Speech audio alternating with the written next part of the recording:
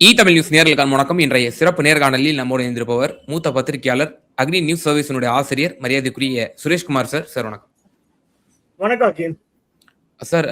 இந்த கரூர் ஸ்டாம்பீட் விவகாரம், அதுல சுப்ரீம் கோர்ட்டுக்கும் அதே போல சிபிஐக்குமே திராவிட முன்னேற்ற கழகம் ஒரு மனு கொடுத்திருந்தாங்க.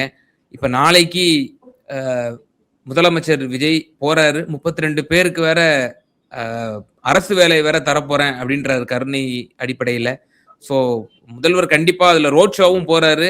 ஸோ அதுல நிச்சயமா அரசியல் நம்ம தவிர்த்து பார்க்க முடியாது. என்ன பின்னணி சார்? தமிழக முதலமைச்சர் ஜோசப் விஜய் நாளைக்கு கரூர் போறது ஒரு வெல்கம் மூவ். அதுவும் 41 உயிர்கள், அப்பாவி மக்கள், ஒரு மேன்மேட் டிசாஸ்டர் கரூர் ஸ்டாம்பேட். அது போய் மக்களை சந்திக்கிறாரு. 32 பேருக்கு கவர்மெண்ட் வேலைகள் அரசாணை தருகிறார்கள் பல டிபார்ட்மெண்ட்ல. அது ஒரு கெஸ்டர் வரவேற்கத்தக்கது. ஆனா அந்த கரூர்ல 10 மாசத்துக்கு முன்னாடி நடந்த ஸ்டாம்பேட்ல இது மேன்மேட் டிசாஸ்டர். நீங்க அந்த விஷுவல்ஸே பார்த்துருந்தீங்கன்னா, கரூர்ல 12 o'clock உரையாற்றுறாருன்னு சொல்றாங்க. இவர் போனது 7 மணிக்கு. காலையில இருந்தே கூட்டம் கூட ஆரம்பிச்சிருச்சு. இவர் கரூருக்கு வரும்போது 6:45, 7 சிட்டிக்குள்ள.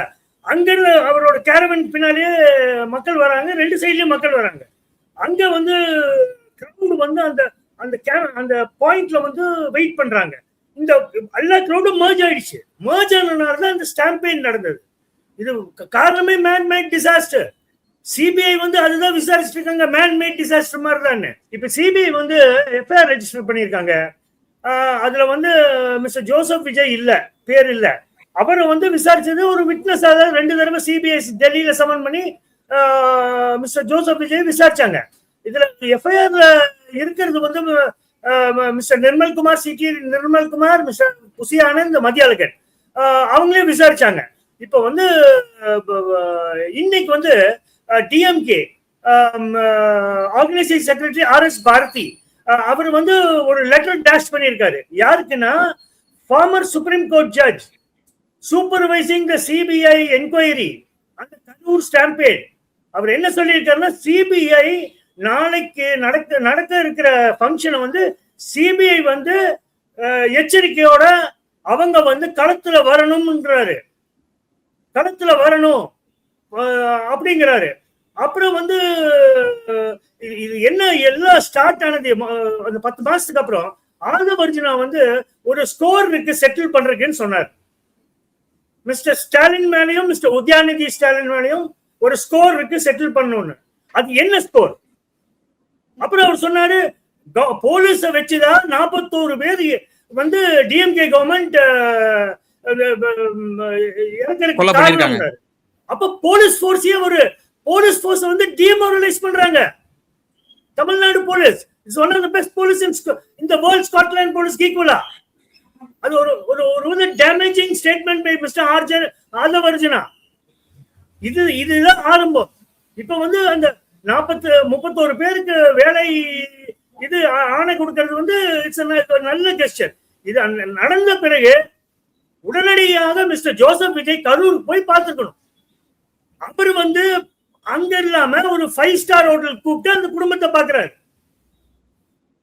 இதெல்லாமே ஒரு ஒரு ஒரு ஒரு மாதிரி ஒரு ஃபிஷி இதா இருந்தது அந்த கரூர் இதே எபிசோடு. இப்ப நாளைக்கு போறாரு, அதெல்லாம் வரவேற்கத்தக்கது. அந்த குடும்பத்துக்கு பண்றதெல்லாம் ஒரு பெரிய இது. ஏன்னா அது மேன்மேட் டிசாஸ்டர். ஆனா சிபிஐ எஃப்ஐஆர் ரெஜிஸ்டர் பண்ணிட்டாங்க. இதே மாதிரிதான் பல உதாரணங்கள் ஸ்டாம்பேட்ல இருக்கு. ஏன் இப்ப 2025 RCB IPL பெங்களூர் சின்னசாமி ஸ்டேடியம்ல நடந்தது. 11 பேர் உயிரிழந்தாங்க. அந்த 23,500 பேர்ல அந்த ஸ்டேடியத்தில் இருக்கணும். 1 லட்சம் பேர் வந்துட்டாங்க. 11 அப்பாவி மக்கள் இறந்தாங்க. உடனே அப்ப சித்தராமையா சீஃப் மினிஸ்டர் ஒரு 1 மேன் கமிட்டி ஜட்ஜ் கமிஷன் இது பண்ணாரு. இது யாருன்னா மைக்கேல் குன்னா. நீங்க மறந்திருக்க மாட்டீங்க. அவர் தான் மேடம் ஜெயலலிதாவுக்கு கரப்ஷன் கேஸ்ல ஜெயலலிதா அம்மையாரை வந்து கன்விக்ஷன் கொடுத்து அக்ரிகார சிறையில கோர்ட்ல இருந்து டைரக்டா அனுப்பிச்சவர். அவர் வந்து one of the very honest judge, straight forward. அவரு என்ன சொன்னாரு, இது வந்து ஆர்சிபி, கர்நாடகா கிரிக்கெட் அசோசியேஷன் இவங்க எல்லாம் இன்வால்வ், ஈவன் போலீஸ் வந்து சரியா வந்து அந்த பந்தோபஸ்த் கொடுக்கல அப்படின்னாரு.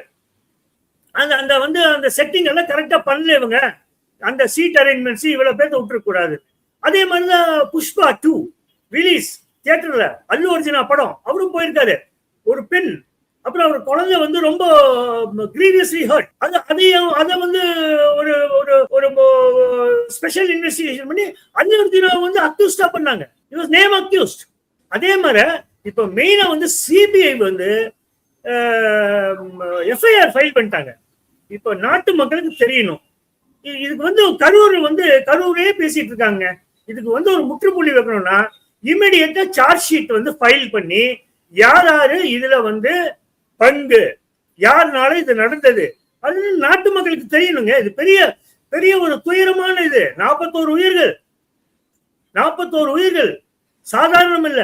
அதுல குழந்தைங்கள்லாம் அவங்களுக்கு பேச கூட தெரியாது, எல்லாம் வந்து ஸ்டாண்ட் பேர்ல மிதிப்பட்டு இறந்துருக்காங்க. அந்த இதுல வாட்டர் ஃபெசிலிட்டி இல்ல, பாத்ரூம் ஃபெசிலிட்டிஸ் இல்ல, ஒண்ணுமே இல்லைங்க. இது வந்து மேன்மேட் டிசாஸ்டர் தான். பட் சிபிஐ வந்து இமிடியேட்டா வந்து சார்ஜ் ஷீட் ஃபைல் பண்ணி யாரு, அப்புறம் கோர்ட் ஆஃப் லாக்கு போட்டோம், யாரு வந்து குற்றவாளி இல்லையா கோர்ட் முடிவு எடுக்கட்டும். ஆனா சார்ஜ் ஷீட் வந்து ஃபைல் பண்ணும். இது வந்து ரொம்ப நாள் இது வந்து சார்ஜ் ஷீட் ஃபைல் பண்ணாம இருக்கு. இதனால பல சந்தேகங்கள் வர ஆரம்பிச்சிடும், பல சந்தேகங்கள் வருங்க சார். இப்போ அமைச்சர் ஆதவ் அர்ஜுனா பேசினதுக்கு கண்டெம்ட் ஆஃப் கோர்ட் போனோம், பிறகு சிபிஐட்ட முறையிடுங்கன்னு சொல்லி நீதிமன்றம் சொன்னுச்சு. இப்போ திரு விஜய் அவர்கள் நாளைக்கு கரூர் போகும்பொழுது அங்க நிச்சயமா அரசியல் பேசுவார்னு எதிர்பார்க்கப்படுது. அங்கேயும் போய் அவர் அந்த கான்ஸ்பிரன்சி தியரிஸ், இல்ல செந்தில் பாலாஜி தான் காரணம், திமுக தான் காரணம், எம்.கே. ஸ்டாலின் தான் காரணம் அப்படின்னு அவர் அங்க போய் பேசினார்னா இந்த வழக்கினுடைய திசை போக்கு வந்து மாறக்கூடும் அல்லவா? அப்படின்னா சிபிஐ என்ன பண்ணும், மானிட்டரிங் பண்ணிட்டு இருக்குமா, அப்ப சட்ட ரீதியா என்ன நடவடிக்கைகள் எடுக்கப்படும், இப்படிங்கிற பல கேள்விகள் இருக்கு. நாளை கரூர் விசிட்ல தமிழ்நாடு சிஎம் ஜோசப் விஜய் வந்து நலத்திட்டங்கள் சொல்லிட்டு அவங்க கவர்மெண்ட் என்ன பண்ண போறாங்க, என்ன வெல்ஃபேர் ஸ்கீம்ஸ், கரூர் டிஸ்ட்ரிக்ட் என்ன பண்ண போறாங்க, இதெல்லாம் பேசினா நல்லதுன்னு நினைக்கிறேன். அவர் வந்து திருப்பியும் வந்து இந்த கரூர் கேஸு, இந்த மாதிரி டிஎம்கே கவர்மெண்ட் தான் இன்வால்வ்டு, இது செந்தில் பாலாஜி இன்வால்வ்டு அப்படின்னு சொன்னார்னா அது வந்து நிறைய கான்ட்ரவர்சிக்கு போகுங்க. இப்பவே பாருங்க, கம்யூனிஸ்ட் எல்லாம் வந்து சொல்றாங்களே, இந்த 32 பேருக்கு அரசு வேலை வழங்குறது வந்து கொடுக்கூடாதுன்றாங்க. அவங்க அலையன்ஸ்லயே இருக்காங்க. அது வந்து இன்னும் இதாகும். நீங்க வந்து கரூர்ல போய் இப்ப செந்தில் பாலாஜி பேசுனீங்கன்னா அது வந்து பேக் ஃபயர் ஆகும். இப்போ என்னன்னா இந்த குதிரை பேரும் பாத்தீங்கன்னா மூணு வார்த்தைகள் தான் எலெக்ஷனுக்கு அப்புறம் கவர்மெண்ட் ஃபார்ம் பண்ண. இது ஒன்னு குதிரை பேரம், ஒன்னு வாஷிங் மிஷின், இது 2 தான் போயிட்டு இருக்குது. இந்த 60 நாள்ல இது 2 தான் பேசப்படுகிறது. அதனால இதை பேசினாங்கன்னா இப்போ மிஸ்டர் செந்தில் பாலாஜிக்கு கண்டிஷனல் பெயில் கிடைச்சிருச்சு. அதுல அவருக்கும் அவர் பிரதருக்கும் கண்டிஷனல் பெயில் அந்த ஹார்ஸ் ட்ரேடிங் அலிகேஷன்ல. அதனால வந்து மிஸ்டர் ஜோசப் விஜய் அந்த கரூர் ஸ்டாம்பேட் பத்தி எதுவும் பேசாம இருந்தா டிவிகே கவர்மெண்ட்டுக்கு நல்லது. அவர் பேசினார்னா இது வந்து supervision by supreme court retired judge Rastogi, அவர் தான் இந்த என்கொயரி வந்து சிபிஐ என்கொயரியை சூப்பர்வைஸ் பண்ணிட்டு இருக்காரு. அவர் இதெல்லாம் லைட்டா எடுக்க மாட்டாங்க. சுப்ரீம் கோர்ட் எப்போதுமே ஒரு வந்து ஒரு சூப்பர்விஷன் ஒரு சிபிஐ கேஸ்ல ஒரு சுப்ரீம் கோர்ட் ஜட்ஜ் ரிட்டையர்டா போடுறாங்கன்னா அதோட வந்து ரொம்ப முக்கியத்துவம் வாய்ந்தனாலதான் இதை போடுறாங்க.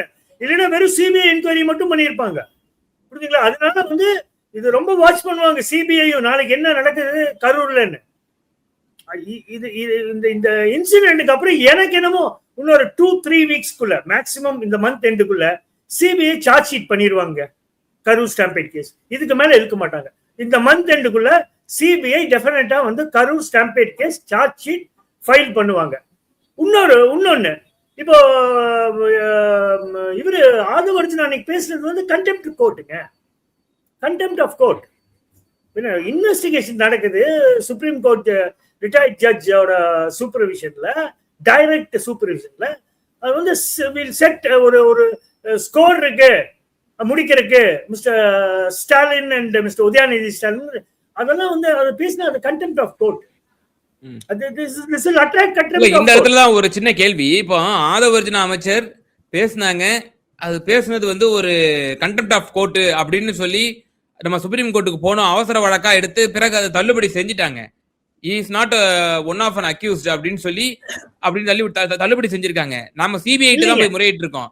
இப்போ ஜோசப் இப்ப நாளைக்கு முதல்வர் விஜய் போய் அவர் இந்த வழக்கு சம்பந்தமா ஏதேனும் வந்து ஒரு சர்ச்சை வரல பேசினாலுமே கூட சட்ட ரீதியா அவர் வந்து அக்யூஸ்ட் கிடையாது, கருத்து சுதந்திரத்துக்கு எதிராக நீங்க தடை போடணும்னு நினைக்கிறீங்களான்னு சொல்லி நாளைக்கு கோர்ட் கேட்காதுன்னு என்ன நிச்சயம் இருக்கு?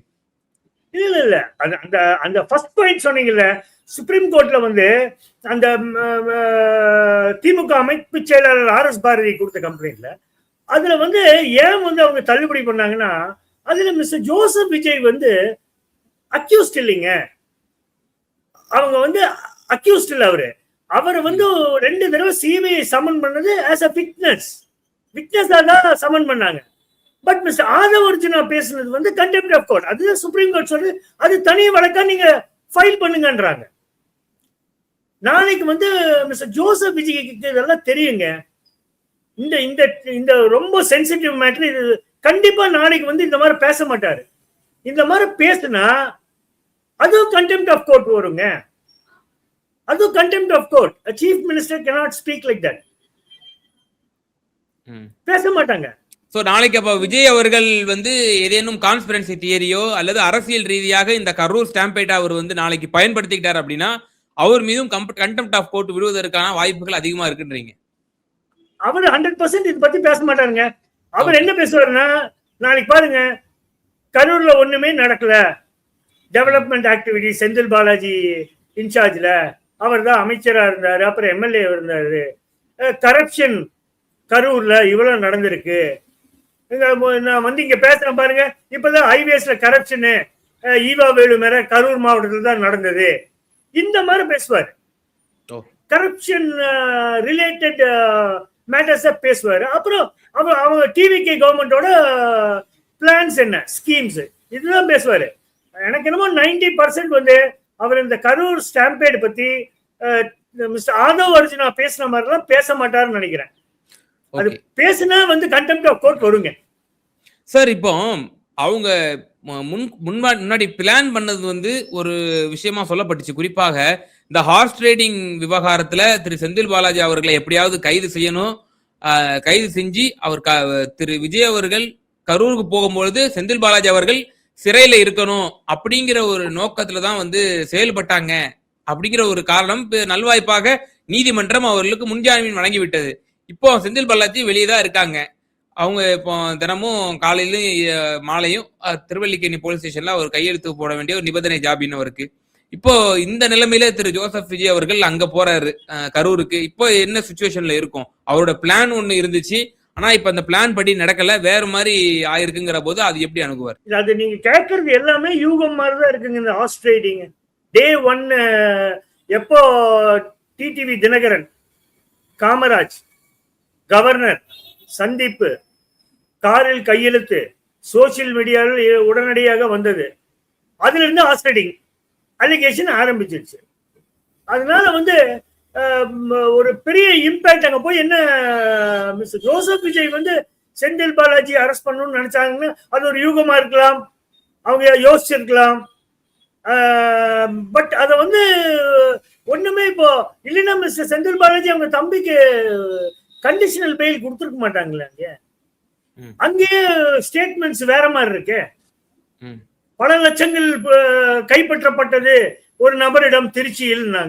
அப்புறம் பார்த்தா ஒன்னும் இல்லை, 1 லட்சம் தான் கைப்பற்றிருக்காங்க. ஒரு எல்லாமே ஒரு ஸ்பெகுலேஷன்ல வந்தது. இது இவ்வளவு பிடிச்சிருக்காங்க அவ்வளவு பிடிச்சிருக்காங்கன்னு ஒண்ணுமே அந்த மாதிரி நடக்கலீங்களே. இது வந்து கம்ப்ளீட் ஒரு இன்வெஸ்டிகேஷன் பண்ணாதான் இந்த ஆஸ்ட்ரேடிங் வந்து இப்போ இந்த செந்தில் பாலாஜி இன்வால்மெண்ட் இது வந்து ஒரு கம்ப்ளீட் இன்வெஸ்டிகேஷன். பட் இந்த கேஸ் இந்த ஆஸ்ட்ரேடிங் கேஸ் நிக்குமான்னு எனக்கு டவுட்ஃபுல்லா இருக்கு. இந்த ஆஸ்ட்ரேடிங் கேஸ் வந்து நிக்காதுன்னு நினைக்கிறேன். ஏன்னா எல்லாமே வந்து ஜம்பிளிங்கா இருக்கு. ஸ்டேட்மெண்ட்ஸ் கோர்ட்ல சொல்றது, கைது செய்யப்பட்டவர்கள் இந்த மாதிரி மிரட்டுறாங்க. செந்தில் பாலாஜி தான் சொன்னாரு, அவங்க பிரதர் தான் சொன்னாரு சொல்ல சொல்லி இந்த மாதிரி குதிரை பேரத்துக்கு அப்படின்னு எல்லாம் சொல்றாங்க கோர்ட்ல. அப்படிதான் அட்வொகேட்ஸ் எல்லாம் சொல்றாங்க. அப்போ இந்த கேஸ் வந்து ஸ்டார்டிங்ல இருந்தே வந்து ஒரு ஜீரோ கேஸ் மாதிரி தான் தெரியுது. நிச்சயமா சார். பல்வேறு விவகாரங்களில் எங்க நேயர்களுக்கு ரொம்ப தெளிவாக உங்களோட கருத்துக்களை பகிர்ந்தீங்க. ரொம்ப நன்றி. நன்றி அகிம்.